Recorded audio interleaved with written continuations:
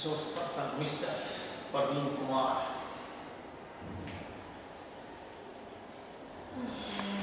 Or keep it in switched off.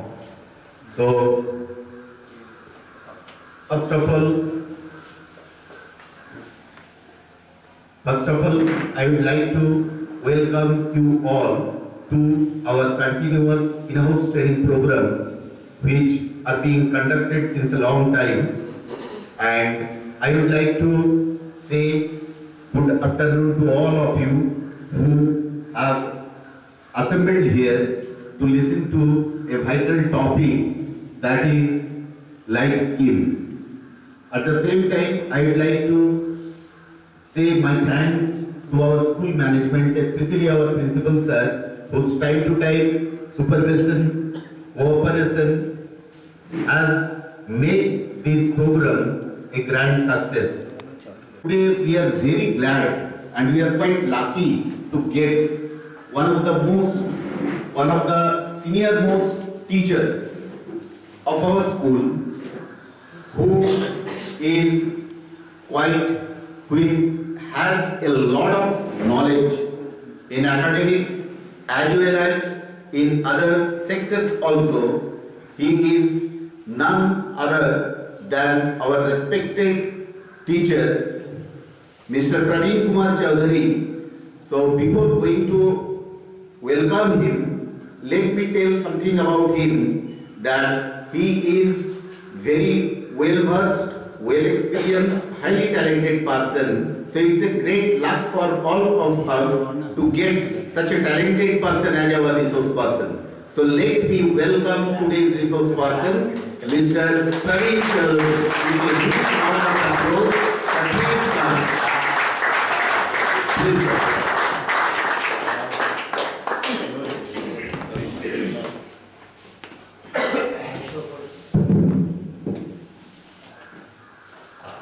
I have been addressed by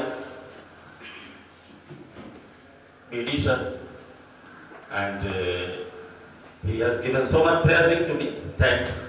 I would like to thank St. Paul's School Principal Sir.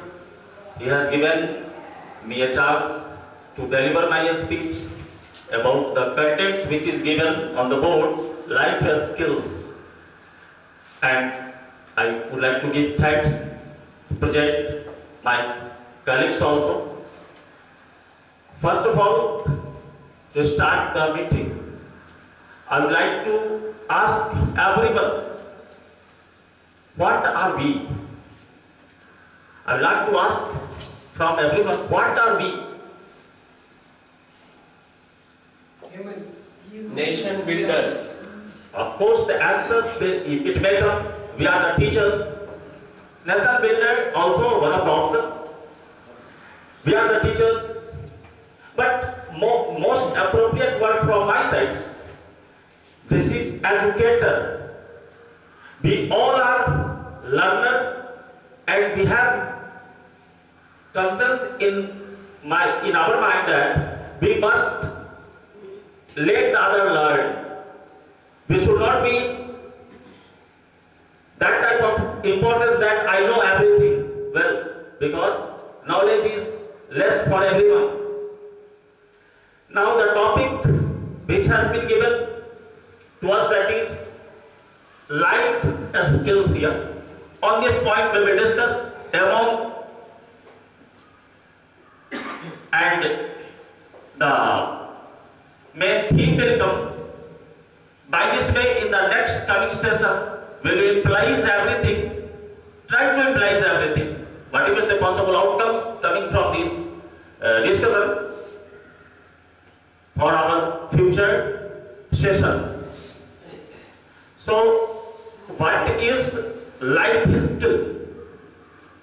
Life skill की हिंदी होती है जीवन कौशल शिक्षा।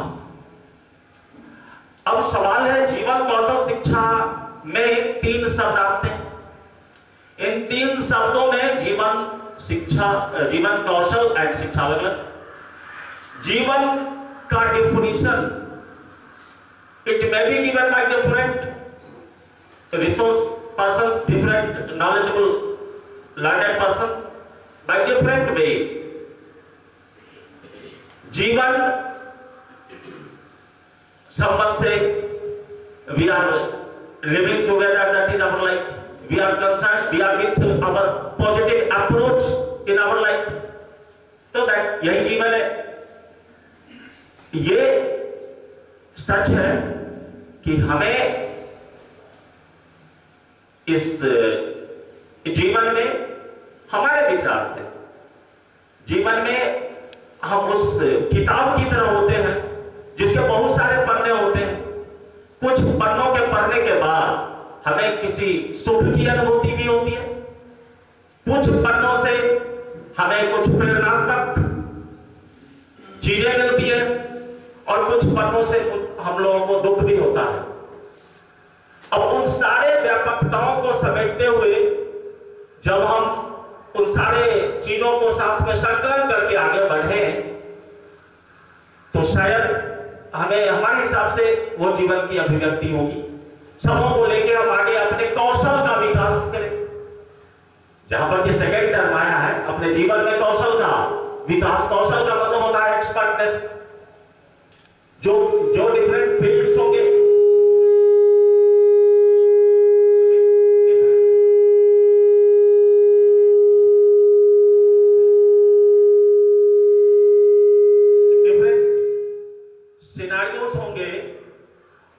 वहां हम अपने जीवन के उन क्षणों से कुछ सीखते हुए अपने कौशल को आगे बढ़ाएंगे.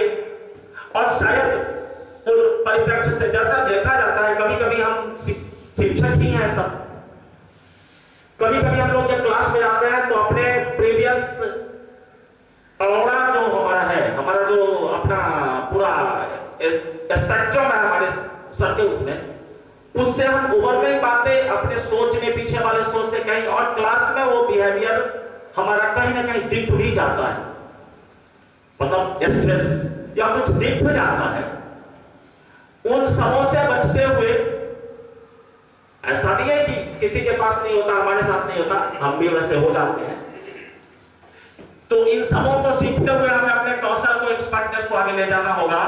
और उनको जो हम सीखेंगे, क्योंकि मैंने पहले भी कहा कि हम लोग एक लर्नर हैं, तो ऐसा हम अपने बच्चों में भी ये डिलीवर करेंगे कि आप जो है डिफरेंट एक्सपर्टनेस के हिसाब से, डिफरेंट स्किल्स के हिसाब से अपने लाइफ को आगे बढ़ाएं और आगे सोचने पे आगे जाएं. क्योंकि अभी जो सिस्टम डेवलप है, ये आप अगर एक क्वेश्चन आप लोगों से अगर मैं पूछूं इसी में, तो थोड़ा इसके बाद आते हैं उस मैटर पे.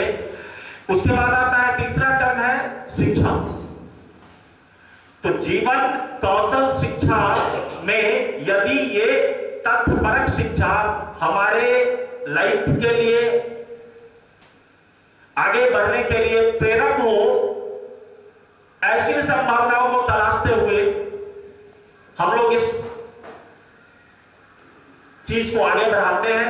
सरकार ने इसके लिए पहली बार, पहले गुरुकुल की शिक्षा हुआ करती थी, उन शिक्षाओं से जुड़ने के बाद सरकार ने पहली बार 1968 में पहला नेशनल एजुकेशनल प्रोग्राम डाला था.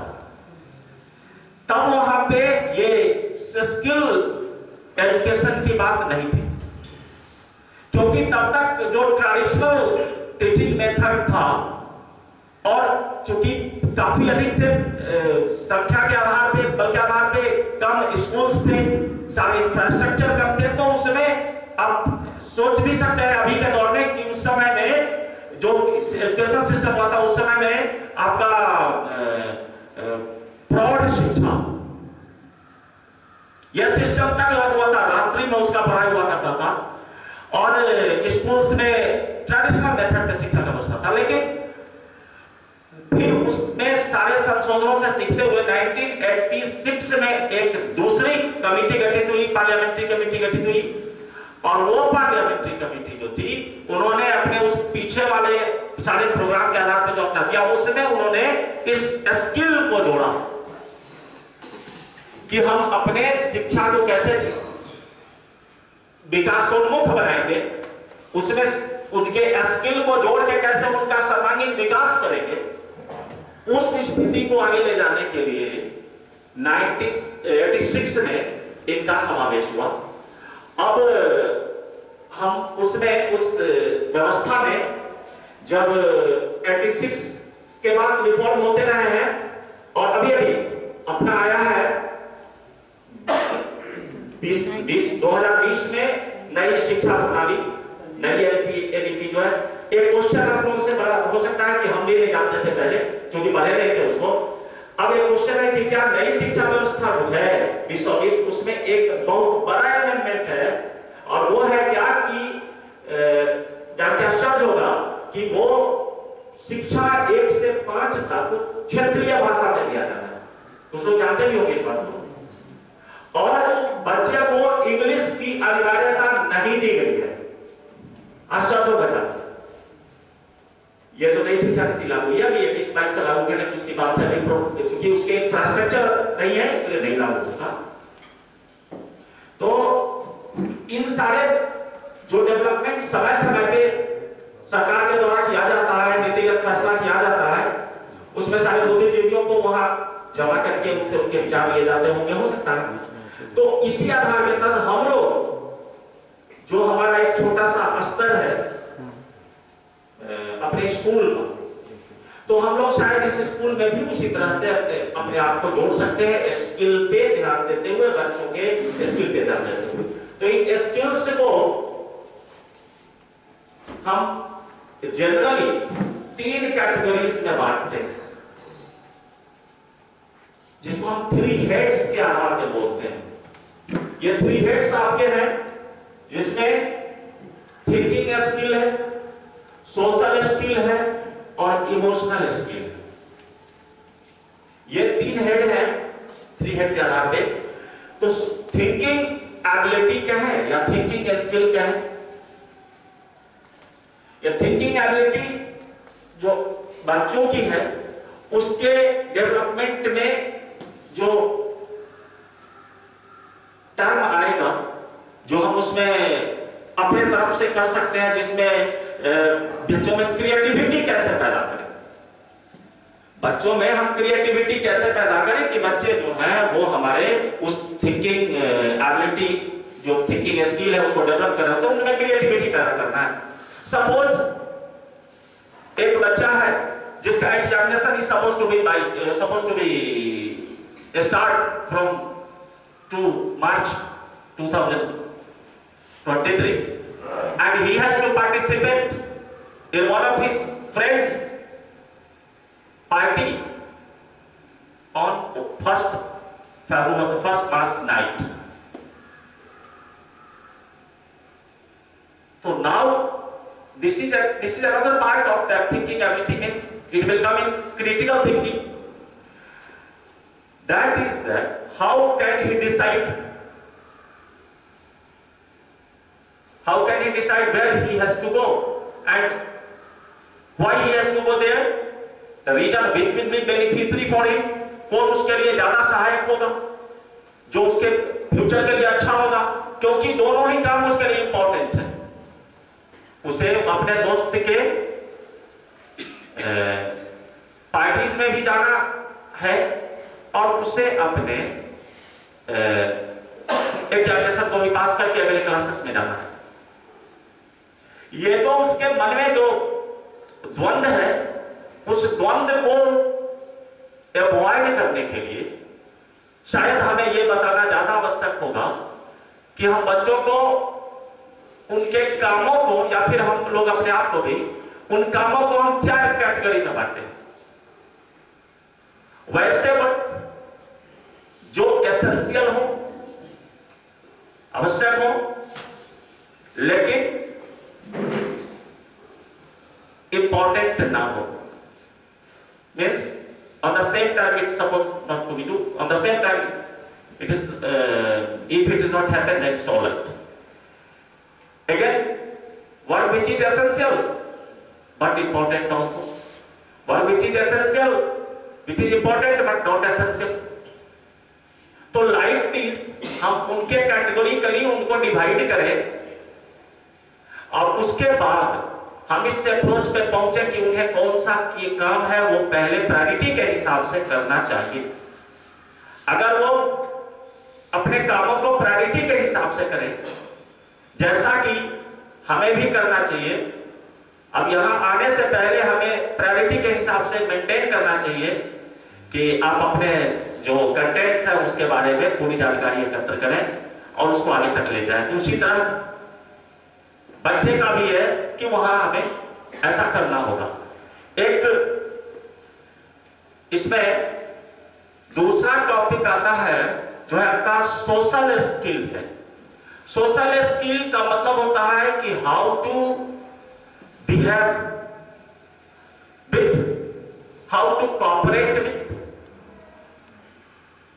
our social neighbors, how to behave with our classmates। ये सब सोशल स्किल के तहत, सोशल इंजीनियरिंग की बात जहां तक आती है उसी में ये डिपेंड करता है कि हम उसमें कैसे उस सोशल स्किल में अपने आप को एडजस्ट करें। क्योंकि ये अपने जहां पर कोई टीचर किसी भी वर्क प्लेस पे काम कर रहे होते हैं तो ये सोशल इंजीनियरिंग ही है जिसके आधार पर वो सबको कोरिलेट करके अपने आप से रखते हैं। शायद हम समझते हैं कि हमें थोड़ी कमी है वैसे, लेकिन बाकी के लोगों में है। सोशल इंजीनियरिंग का सवाल जहां तक आता है कि लोगों को लोगों से रिलेट करके रखने के लिए मैंने भी देखा है, सोचूंगा अच्छा है। तो ये जो सोशल स्किल है ये शायद वही एडजस्टमेंट है जिसमें हम लोग अपने आप को रिलेट कराते हैं और अपने संबंध को अपने वर्क प्लेस पे हो, अपने घर पे हो या अपने समाज में हो, उसको उसी तरह के सोच को डेवलप करा के हम बच्चों में भी उनकी प्रवृत्ति हमें शुरू से डालनी हो। क्योंकि अभी जो प्रॉब्लम सब क्रिएट हो रहा होता है उसके पीछे हम सब के सब खास करके 6 to 18 मानिए 6 to 18, तो वैसी परिस्थिति में हम लोग जो थोड़ा सा कैटेगरिकली नहीं करना चाहते, लेकिन ऊपर वाले क्लासेस में ये दिक्कत है कि हम लोगों को उनके साथ एडजस्ट होना पड़ता है, जिसमें कि बहुत सारे प्रॉब्लम फेस करने होते हैं जो स्टडी के पार्ट है, जो स्टडी में नहीं आते उनके पार्ट है, वैसे प्रॉब्लम को सॉर्ट आउट करना पड़ता है उनके बीच में होके। तो हमें उन सोशल स्किल्स का जो पैटर्न होगा, जो कैसे हाउ टू बिहेव या जैसा भी वो हम किस तरह से बच्चों में दे सकते हो, इसके बारे में भी हमें जानकारी उनके पास तक देना होगा। और इन सबों के पीछे सबसे बड़ा रीजन यह है कि हमारा अपना कॉन्फिडेंस लेवल क्या है। अगर टीचर अपने बात को रखने के प्रति कॉन्फिडेंस होते हैं, कॉन्फिडेंट होते हैं, तो शायद हमें लगता है कि वो अपने बात को अच्छे तरीके से रख सकते हैं। नहीं ये होता है कि हम कैसे रखें नहीं रखें तो फिर वो दिक्कत हो जाती है। तो हमें अपने कॉन्फिडेंस लेवल को भी आगे ले जाना चाहिए, उस आधार पे अपने कामों को करना चाहिए। हम सब लोग ज्यादा बच्चे से रिलेटेड, वर्क से ही रिलेटेड हैं, तो शायद हमें अपने कमियों को ढूंढना चाहिए और वहां तक जाना चाहिए। अब दूसरा है, एक और टॉपिक है, वो है इमोशनल स्किल्स। इमोशनल वर्क के में इमोशंस का प्लेस कम होता है। इमोशंस काम में कम होता है, काम करने के लिए सिर्फ काम होता है, इमोशन नहीं होता। लेकिन हम लोग जहां तक रिलेटेड है बच्चों से, तो हमें उनके फीलिंग्स को भी ध्यान होना देना चाहिए। अभी भी कुछ इंसिडेंट्स ऐसा आता रहा है जिसमें कि कहा जाता है कि सर बच्चे के इमोशंस को हरास करते हैं, क्रश कर देते हैं, आया है मेरे पास। लेकिन कुछ क्षेत्र में तो ऐसा करना भी होता है, लेकिन कभी कभी उनके फ्यूचर को अच्छा बनाने के हिसाब से, उसको आगे ले चलने के हिसाब से कुछ हार्श इफेक्ट्स, कुछ हार्श स्टेप्स भी लेने होते हैं। भले ही वो खराब अभी लगता होगा, लेकिन आगे चल के वो अच्छा ही हो जाता है। तो अभी जो NEP बना 2024 का, जो नई शिक्षा नीति, न्यू एजुकेशन पॉलिसी लागू हुई है, उस न्यू एजुकेशन पॉलिसी में वो 5 चीजों पे उन्होंने ध्यान दिया है। एक है इक्विटी, दूसरा है क्वालिटी, तीसरा है क्वांटिटेटिव उसका एजुकेशन, अकाउंटेबिलिटी, इन सारे चीजों को ध्यान में रखे यह पॉलिसी बनाई गई है। और इस पॉलिसी के तहत ऐसा है कि कोई भी बच्चा जो 14 साल तक का होगा, 3 से 14 साल का उसका पूरा लिमिटेशन है सालों का, तो यह है 5+3+4 सिस्टम है। ये 5 तक के बच्चे, जो 5 इयर्स ओल्ड तक के बच्चे हैं, वो वहां रहेंगे। आपके नर्सरी वाले ग्रुप वाले जो आंगनबाड़ी केंद्र तक जो वहां है, वहां तक की व्यवस्था है। 2 से 5 क्लास के बच्चे 3, मतलब 5+3, 2 से 5, 5 से 8 और 9 से 12, 5+3+3+4 यह सिस्टम नया एडीपी का आया है। इसमें इस सिस्टम में हमें अब जो ये ऐसा ही सिस्टम है जिसमें कि हम लोग बच्चों से जुड़े होते हैं, बच्चों पे हम अंग्रेजी नहीं आती। बच्चे अभी क्या है, अभी हम लोग जहां पढ़ा रहे होते हैं वो इंग्लिश मीडियम स्कूल है, और इंग्लिश मीडियम स्कूल में बच्चे को इंग्लिश में कठिनाई होती है, क्योंकि वो सब के सब का मदर टंग इंग्लिश नहीं है। उसके कारण एक सब्जेक्ट इंग्लिश के इफेक्ट होने के कारण उनका सारा का सारा सिस्टम, सारा एसएसटी इफेक्टेड है, कमोबेश साइंस भी इफेक्टेड है, मैथ ना हो तो अलग बात है। तो ये सारे के सारे इफेक्ट आ रहे हैं बच्चों पे, तो उसको किस तरह से हम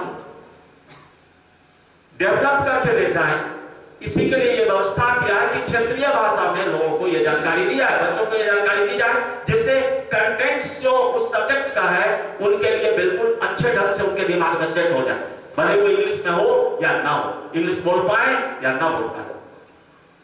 यहां पे एक अभी बच्चों में ये इस तरह की जो भावनाएं हैं स्किल्स की, उसे डालना होगा। जैसे एक एग्जाम्पल के तौर पे अभी बिहार में डीएम है रोहतास का या कैमूर का कहीं का, उसको 10th क्लास में मैथमेटिक्स में 36 नंबर थे और 37 नंबर है उसका इंग्लिश में, और वो अभी डीएम है। तो इस बात से जज करना कि उसमें कि ऐसा नहीं हो सकता है, तो हम इस क्लास के माध्यम से हम स्किल डेवलपमेंट पे ही चर्चा कर रहे हैं, तो हमें ये जानना और ये लाना, सब जानते हैं ऐसा नहीं है, सारे लोग जानते ही हैं सब कुछ, फिर भी हमें इस स्किल को बच्चों तक ले जाने में शायद जब तक टीचर का कंप्लीट वो उससे जुड़ेंगे नहीं, कंप्लीट उनका बच्चों के साथ एडिशन नहीं होगा, बच्चों के साथ वो कंप्लीटली जुड़ेंगे नहीं, तब तक वो अपना पूरा बात बच्चों तक नहीं रख सकते। मानते हैं कि टीचिंग एक प्रोफेशनलिज्म है, लेकिन आपको कहीं भी अच्छे आउटकम के लिए शायद जुड़ना ही पड़ेगा, बच्चों से पूरे मनोभाव से जुड़ना होगा, उनके बारे में जानना होगा। तो ये इसमें हम थोड़ी देर आप लोग को थोड़ा सा रोकेंगे। एक क्वेश्चन है जो मैं चाहता हूं कि आप लोग उसके कुछ आंसर, शॉर्ट ही हो, जरूरी नहीं है उसमें से 5-6 क्वेश्चन का आंसर दें, 5 का होगा तो उसे लिखें।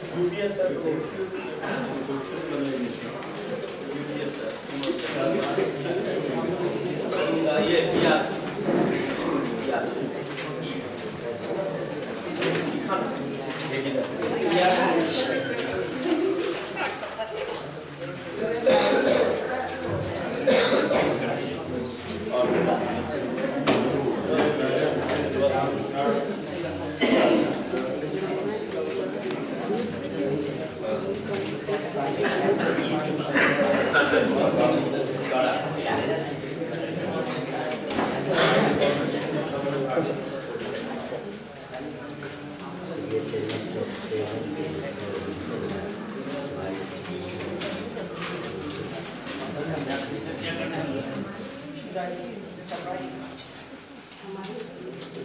time is started. You can write. It's short as, not as short as, but in short.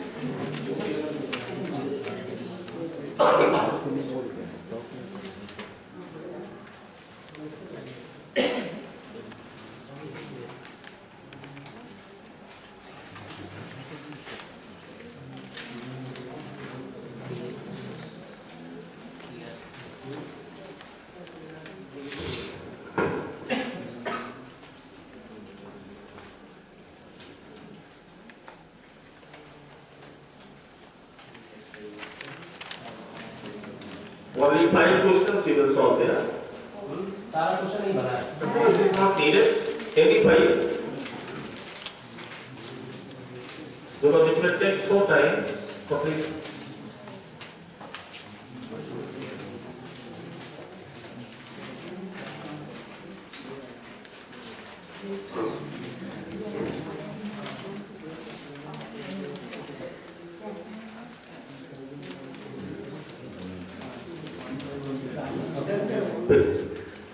कम समय अब है 10-2 मिनट का वक्त है.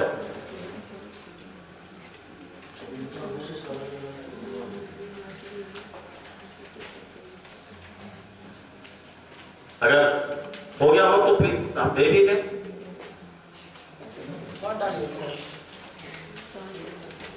ओके ठीक है.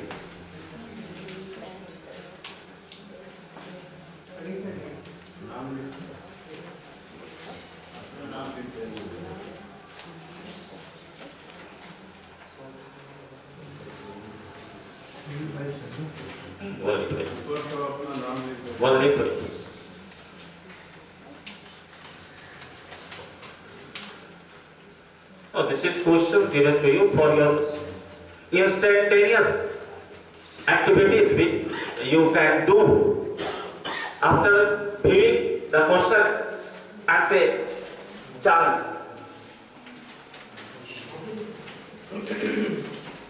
Like a student, that is, elsewhere have also the problem, the decision-making tendency, the problems solving tendency. If any problem comes quickly, as quick as possible, how can it will be solved?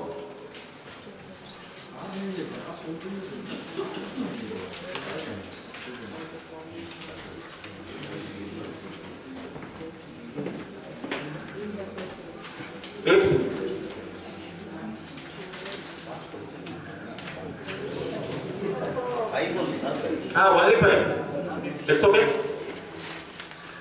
Over. Time is over now. please.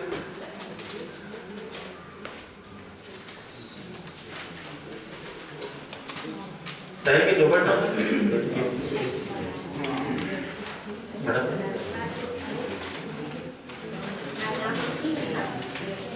नाम लिखिए।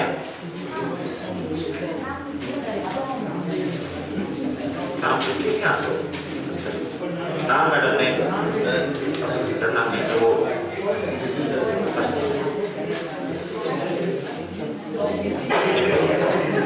चल, Name. Please give, sir. It's okay. Whatever be, it has been written, no problem. Madam. Please, finish, sir. Sir, correct it.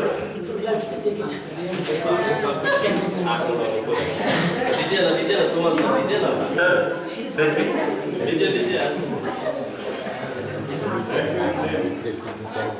Okay. Everyone participated in the test. And this is not test. This is the life skill. You can say me the question, sir, what is there in this skill? Of course, instantaneously questions has been given to you, whose answers was not known to me earlier. And how can you solve the problem? Your view has been captured here. I will review it and then I will come to know about your view.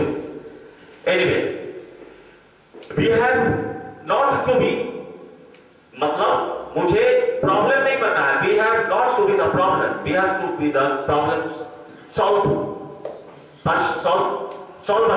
I mean to say, हमें समस्या नहीं, समाधान बनना होगा.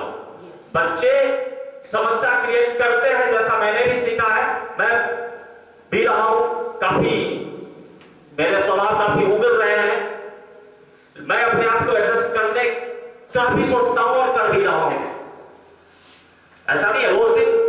उसी तरह teacher भी है, वो जो प्रॉब्लम सॉल्व करने वाले ही बनना होगा. हम लोग यहाँ पे आए हैं कि ये सेल्फ अवेयरनेस की बात आती है. तो सेल्फ अवेयरनेस में मोस्ट इंपॉर्टेंट पॉइंट आ जाता है, वो है टू नो अबाउट योरसेल्फ. हम अपने अच्छाइयों को, अपने बुराइयों को, अपनी क्षमताओं को जानते हैं. हम ये कर सकते हैं या नहीं कर सकते, ये हम जानते हैं. कुछ चीजों को मैं जानबूझ के करना नहीं चाहता और कुछ चीज वास्तव में हमसे हो नहीं पाता है. लेकिन हम अपनी क्षमताओं को पहचाने. हमको अपने बारे में कम से कम जानना चाहिए कि हमारा कहां तक लिमिट्स है, हम कहां तक जा सकते हैं. अपनी गलतियों को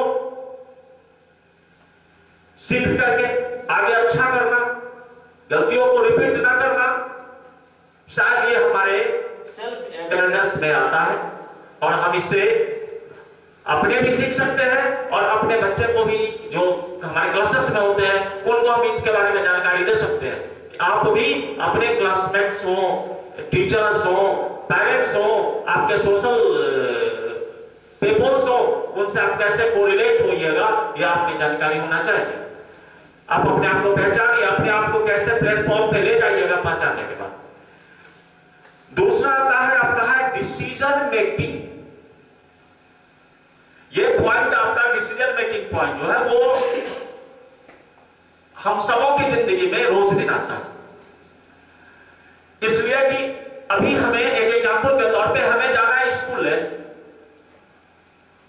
और बीच रास्ते के बाद आने के बाद हमें कुछ प्रॉब्लम जो ज्यादा इंपॉर्टेंट नहीं है लेकिन प्रॉब्लम है, वो घर से फोन आ गया कि हमें लौटना चाहिए.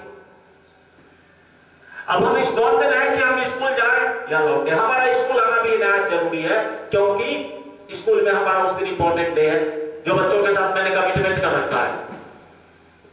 और घर वहां पे वो काम कुछ ऐसा आ गया है जो हमें, तो इस यही डिसीजन मेकिंग टेंडेंसी जो बच्चों की होगी, जो टीचर अपने आप में अनुभव करेंगे और फिर बच्चों में देंगे, तो ये decision making tendency instantaneous, how will you decide yourself to behave, ये बात वहां पे आना है तो वो एक डिसीजन मेकर तो होना ही चाहिए और अपने अनुकूल दूसरे को भी बनाना चाहिए। एट दैट पॉइंट पे डिसीजन लेने की क्षमता जब तक ये एबिलिटी लोगों में डेवलप नहीं हो पाएगी, बच्चों के, मैं बच्चों की बात कर रहा हूं, अपने यहां तक तो जो हम लोग डेवलप कर पाए हैं, कर पाते हैं, कर रहे हैं, तो ऐसी चीजें हम बच्चों तक ले जाएं और उस चीज को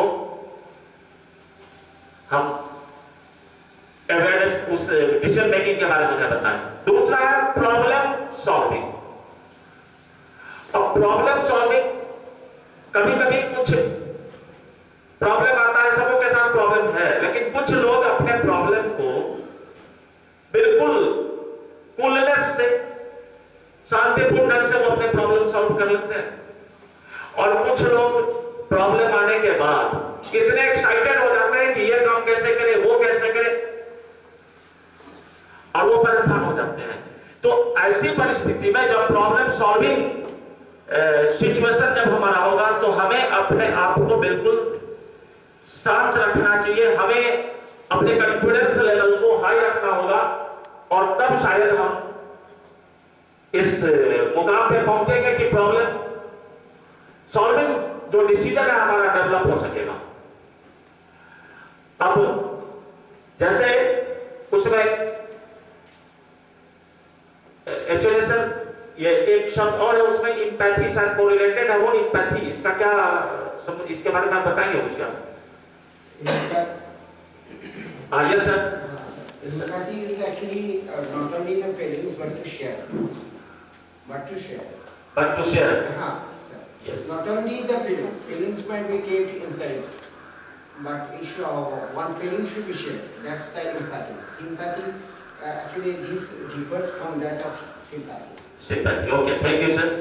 Actually में empathy जो है वो the feelings suppose to mister, वहां एक क्वेश्चन था, शायद आप लोगों को जो क्वेश्चन मिला था उसमें एक क्वेश्चन भी था कि यदि आपको अभी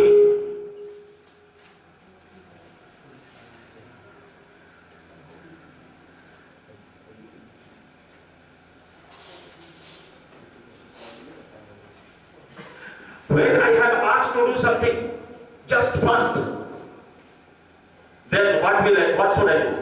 ऐसा कोई एक क्वेश्चन था, मतलब you will hesitate or not, these type of reactions should be there from the participants. Coping with emotion,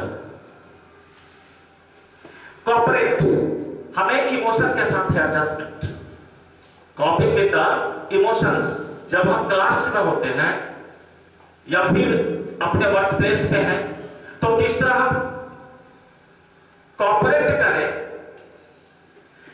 उस स्किल को हम आपस में शेयर करके कैसे हम अपने नॉलेज को कैसे हम शेयर करके आगे बढ़ाएं, बातचीत करें, कंस्ट्रक्टिव पॉजिटिव चीजों पे बात करें, तो ये बड़ा इंपॉर्टेंट पॉइंट होता है अपने स्किल को डेवलप करने में और जिसको हम बच्चे तक ले जा सकते हैं। ये क्रिएटिविटी, थिंकिंग या कॉपिंग विथ स्ट्रेस, यहां एक और बात है, कॉपिंग विथ, उसके बाद अगला पॉइंट है कॉपिंग विथ स्ट्रेस। अब स्ट्रेस से ओवरकम होना ये शायद सबों के पास नहीं होता।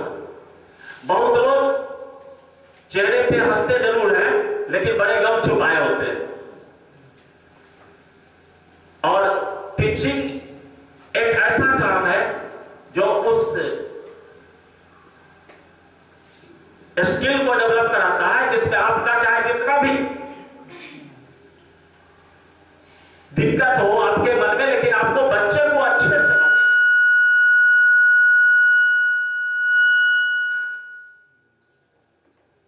जिसमें आपके अपने बच्चे को अच्छे से बताना है, क्योंकि उसको समझाना है बस मेरा नाम जोकर फिल्म की तरह चाहे जो भी हो, लेकिन उसको वहां एक्टिव करना है।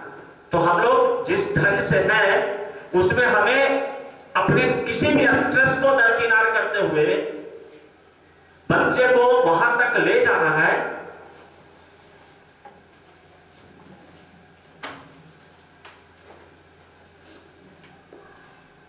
जहां वो इस चीज को समझें, इस चीज को केयर करें और आगे बढ़ें। तीसरा, creative thinking. Creative thinking means how to develop creativity among the students, और ये शायद डिपेंड करता है हमें अपने क्लासरूम से लेके और practical work activities which is being done in the class. Suppose you are teaching them that literature portion, so it has been observed in many classes, many books there is written रचनात्मक अभिव्यक्ति in Hindi, suppose dramatical portion in English, suppose. If it had been done by the making group in the classes, 3, 4, 5 group had been made in the class, and then it had been done, तो शायद ये अभिव्यक्ति जो है बच्चों की अपनी, कि हम कैसे अपने आप को डेवलप करें, तो ये शायद ज्यादा निखरता से, ज्यादा मुखरता से डेवलप होगा और बच्चे आगे अच्छे सिटीजन बन सकते हैं अपने लिटरेचर के मामले में। एज वेल एज साइंस का जहां तक सवाल आता है, साइंस में जो डिपेंड करता है एक्टिविटीज, उसको अगर हम अच्छे ढंग से कराते रहते हैं तो साइंस की एक्टिविटीज के आधार पे भी हम लोग आगे बढ़ सकते हैं, क्योंकि बच्चे को जो विजुअल एड में भी आप लोगों ने जाना होगा, विजुअल एड में ये सब आता है, एक्टिविटीज में आता है कि हम लोग इसको बच्चे में अच्छे ढंग से इसको डेवलप करा सकते हैं by the visuality, by the experimental facts. हम बच्चों में ये अच्छे नॉलेज को डेवलप कर सकते हैं।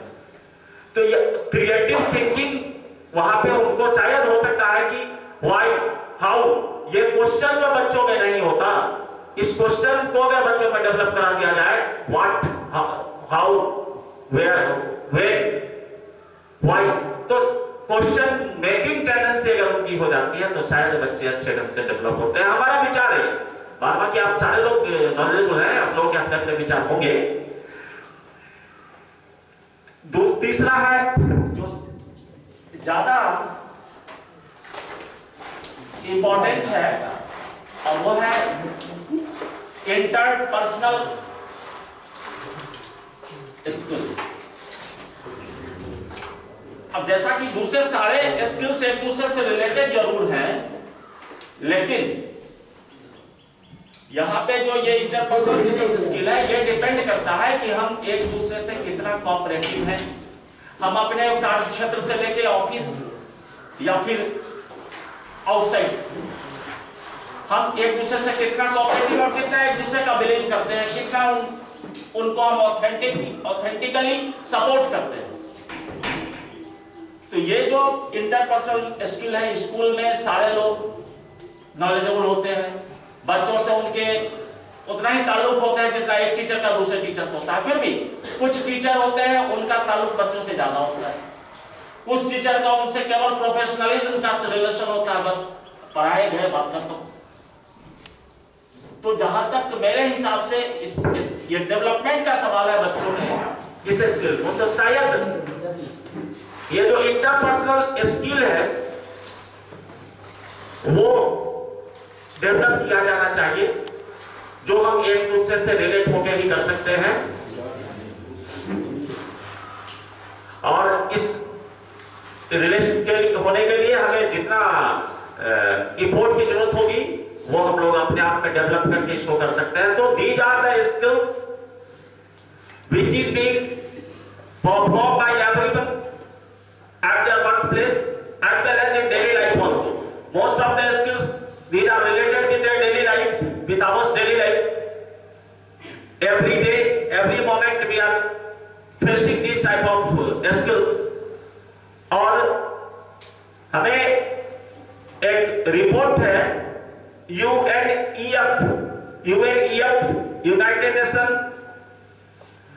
एजुकेशनल फंड का और भारत सरकार दोनों ने मिलकर एक 1913 में एक फंड एस्टेब्लिश किया इंडिया में, जिसके आधार पे उसमें हम लोग बच्चों में जो इस तरह के स्किल डेवलपमेंट है, इसके लिए हम लोग उस प्रोग्राम को उस फंड के आधार पे आगे बढ़ाते हैं, या भारत सरकार उससे आगे करती है।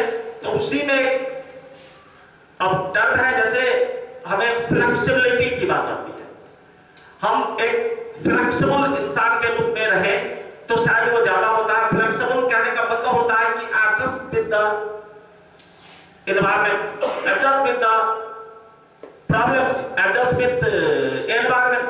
तो ये जो एडजस्टमेंट का प्रॉब्लम है, हम लोग इस चीज को भी आगे उनको बताएं कि जो फ्लेक्सिबिलिटी जो है, आप अपने आप को कैसे कॉपरेट कीजिएगा, अपने आप को कैसे, वो फ्लेक्सिबिलिटी आप में होनी चाहिए और ये स्किल भी बच्चों तक जाना चाहिए। अब सवाल है कि आप सारे के सारे लोग जो यहाँ पे हैं, उनमें उनके व्यूज अलग अलग हो सकते हैं, लेकिन मेरा जहां तक है कि जीवन जहां से हम लोग चले थे, जीवन विकास, जीवन कौशल शिक्षा से जहां तक चले थे, तो वहां पे कहा था मैंने कि किताब की तरह जिसमें अलग अलग डिफरेंट पेजेस होते हैं, जिसमें हमें अलग तरह का जो इमोशनल या फिर ग्रीफ का या फिर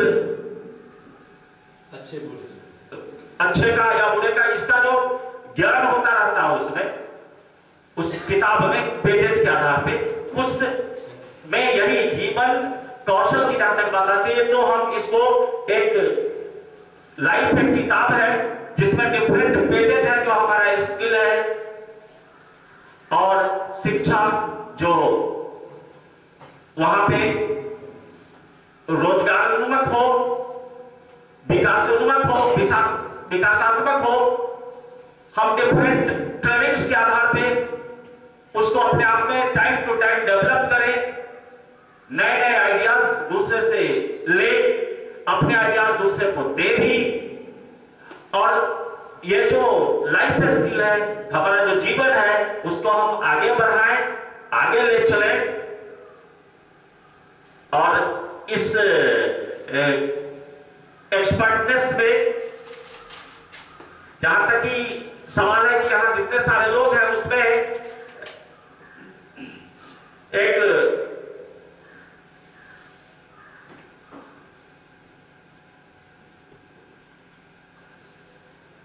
और पॉलिसी आई थी जिसमें कि हम लोग सब काफी पहले से जुड़े हुए जरूर थे, हम लोग हैं भारत में हैं, तो यहाँ की जो पॉलिसी अनवरत चेंजेस हुई है उसके हम लोग विटनेस भी बने हैं या फिर रिटर्न रूप में पता चला है, लिखा हुआ रहा है पहले से इतिहास के तौर पे, लेकिन गुणोत्तर विकास हुआ है। हम लोग अभी काफी विकसित हुए हैं शिक्षा के मामले में, पहले की अपेक्षा।